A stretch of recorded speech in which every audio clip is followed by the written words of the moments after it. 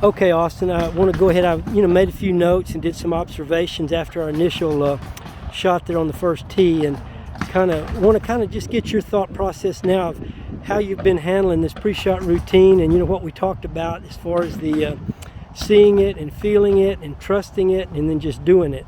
Okay. And you had indicated to me on the first hole that the trust seemed to be the hardest part for you. Do you feel like you're gaining on that any? I mean, now that you're aware of it, have you been able to control that a little bit? Or it's a pretty hard thing to control sometimes. Oh, I mean, in this wind, it's impossible to control. I will walk through what I've been kind of doing. Okay. The first thing I do is set up my ball. And so, the first thing I like to do is stand behind it because I've got to visualize the shot. Mm-hmm.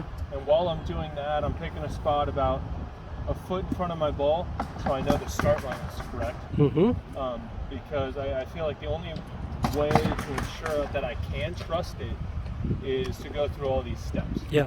So I'm visualizing the shot. I've got my spot marked out.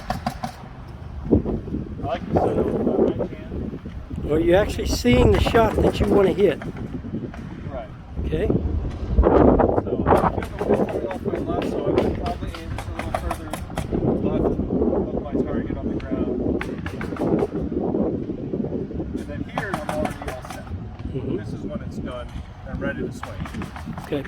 Well, one thing you want to be sure of is not get too tentative about things, and make up your mind where you want to hit it, think through it, and then do it, And one thing I might add too is, to kind of help you with things, if you see your water and your troubles to your right, Yeah. you might want to tee up on the right side of the tee box, Okay. where you kind of feel like you're hitting away from the trouble all the time, and that kind of helps you somewhat too. But anyway, a couple of things I did want to say though is where I think you could have done a little better is a couple of times you just kind of jumped up on the tee. I don't know if you were a little angry about a shot or what, but you didn't even go through your pre-shot routine. I've been angry about a lot of Yeah, shots today, I understand. And then one shot over there, I think if you'd where it cost you a couple of shots is when you were short and didn't pick the right club and you hit it in the water on that par 5.